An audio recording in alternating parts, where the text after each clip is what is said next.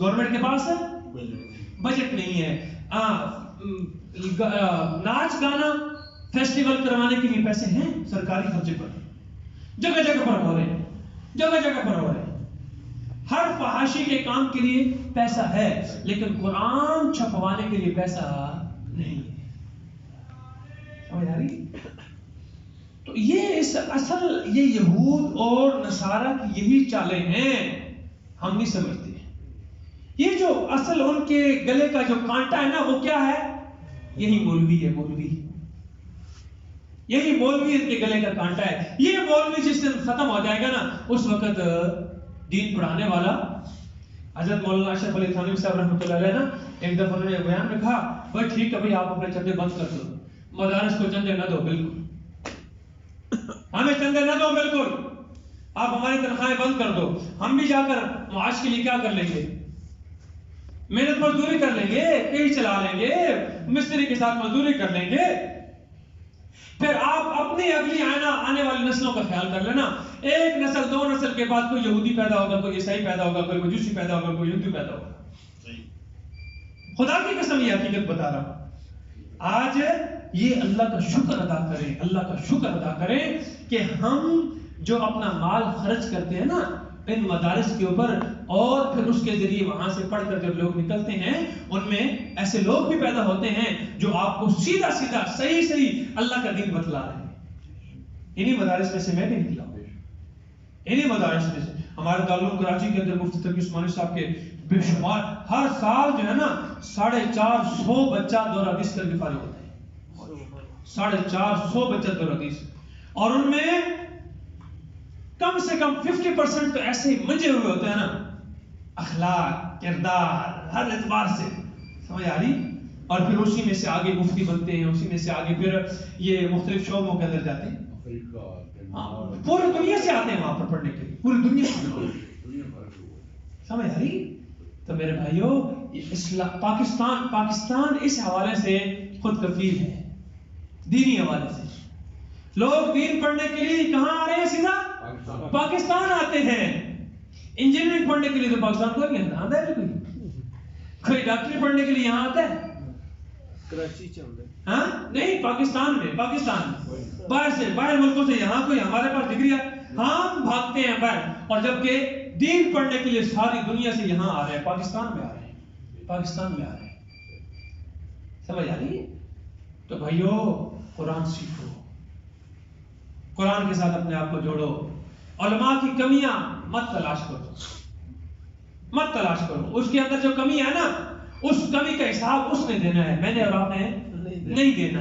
اس کے پاس جو اچھی چیز ہے وہ ہمیں لینی چاہیے, جو اچھی چیز ہے وہ ہم لیں. اس کی کمی کو لوگوں کے سامنے بیان کرتے پڑیں گے تو کیا ہو جائے گا؟ اپنے گھر سے دین نکل جائے گا. پکی بات ہے. میں نے علماء سے سنا تھا کہ جو بندہ علماء کی قدر نہیں کرتا نا, اس کے گھر میں دین نہیں آتا. اس کے گھر سے کبھی عالم نہیں پیدا ہوگا, اس کے گھر سے کبھی عالم نہیں پیدا ہوگا. ہمارے والد صاحب علماء کی بڑی قدر کرتے تھے, بڑی قدر کرتے تھے. میں اپنی آنکھوں سے دیکھتا تھا, بڑے مہمان نواز تھے. میں نے 8ویں تک بکریاں چرائی ہیں, 40 50 بکریاں خود چرائی ہیں. مجھے تو نہیں پتا تھا نا کہ مجھے اللہ نے عالم بنانا ہے اور مجھے یہ دین کے راستے پر چلانا ہے اور امت کی باغ دوڑ جو میرے حوالے کرنی ہے. ہاں, یہ انبیاء کی سنت ہے, ہر نبی سے اللہ نے بکری چلوائی ہیں. بکریاں جانوروں میں سے ذرا کیا ہوتا ہے, شریر قسم کا جانور ہے, یہ قابو کرنا کیا ہوتا ہے, مشکل ہوتا ہے. ہماری ایک بکریوں میں سے ایک بکری بڑی تیز تھی, بڑی. جیسے اس نے باغ دیکھنا نا دور سے چھوٹ لگا دی اس نے. تو ہم نے اس کے لیے علاج یہ کیا تھا, وہ بونی نہیں ہوتی, وہ ہم نے اس کے منہ پہ باندھی ہوتی تھی. ٹھیک ہے نا. اس نے دیکھنا اب اس کی آنکھوں میں تو بھوک تھی, وہ بھاگ پڑتی. ہم اس کو نہیں روکتے تھے. وہ زمیندار دیکھتے کہ استاد جی وہ بکری تھوڑی بچ پڑ گئی. اچھا, اب وہ دیکھتے پھر دیکھ کے چلے, وہ تو منہ تو بدل ہے, وہ کھا سکتی ہے. تو بکری جو ہے نا, بکری یہ انبیاء کو اس لیے اللہ نے چروائی ہے کہ امت کو سنبھالنا ہے اور امت میں مختلف طرح کے لوگ ہونے ہیں. تو یہ بکری جو ہے, اس کو اگر سنبھال لیا تو اس بکری چرانے والے کے اندر صبر اور عاجزی پیدا ہوتی ہے. اونٹوں والوں کے اندر تکبر ہوتا ہے, حدیث کے اندر آتا ہے. اونٹوں والوں میں کیا ہوتا ہے؟ تکبر، کینہ. اونٹ کے اندر بھی کینہ ہوتا ہے.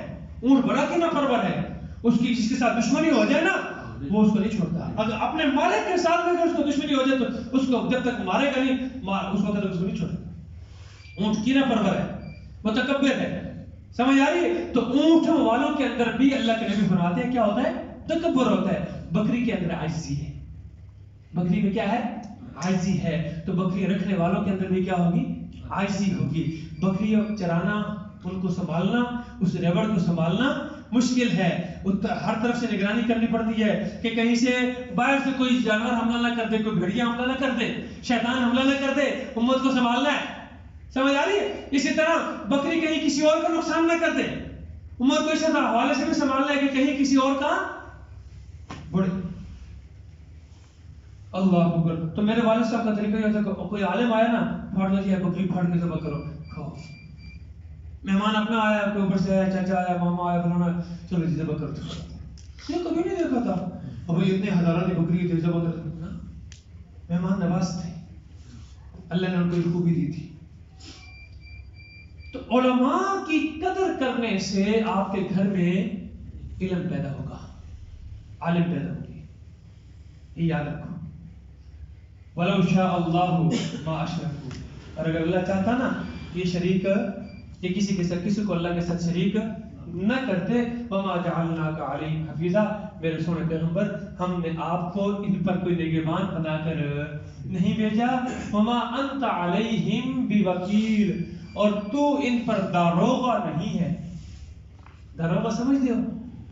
داروغہ اور نگران، چوکیدار. تو چوکیدار ہے بھیا، کیوں جا رہے ہیں؟ کیوں نہیں بنتا پہ؟ کیوں نہیں کرتا؟ نا میرے پیغمبر، آپ کا کام کیا ہے؟ کیا ہے؟ اللہ کا پیغام پہنچانا ہے، پہنچانا ہے. آپ سے نہیں پوچھو گے کہ انہوں نے ایمان کیوں نہیں لایا. وَلَا تَسُبُّوا الَّذِينَ يَدْعُونَ مِن دُونِ اللَّهِ. یہاں اللہ ایک اپنے نبی کو، ایمان والوں کو ایک نئی تعلیم دے رہے ہیں کہ میرے پیغمبر، ان مشرکوں کے معبودوں کو گالی مت دو. مشرکین کے جو اللہ کے سوا کسی اور کو پکارتے ہیں نا، انہیں گالیاں نہ دو. انہیں گالیاں اگرچہ تمہیں پتا ہے کہ وہ کیا ہیں؟ غلط ہیں. اور جن کو یہ پکار رہے ہیں وہ بھی بدماش ہیں. ایک تو نیک ہیں، اولیاء اللہ ہیں اور بزرگان دین گزرے، وہ ایک آپ کو پتا ہے کہ ہیں بھی غلط، اور پھر بھی ان کو پکارتے ہیں، پھر بھی ان کو گالی نہ دو. کیوں؟ اس لیے کہ فَيَسُبُّ اللَّهِ، وہ اللہ کو گالی دیں گے، عدوًا، بے ادبی میں، زیادتی سے، بغیر علم، لا علمی کے اندر. ان کو تو پتہ نہیں بیچاروں کو نا کہ ہم کیا کر رہے ہیں.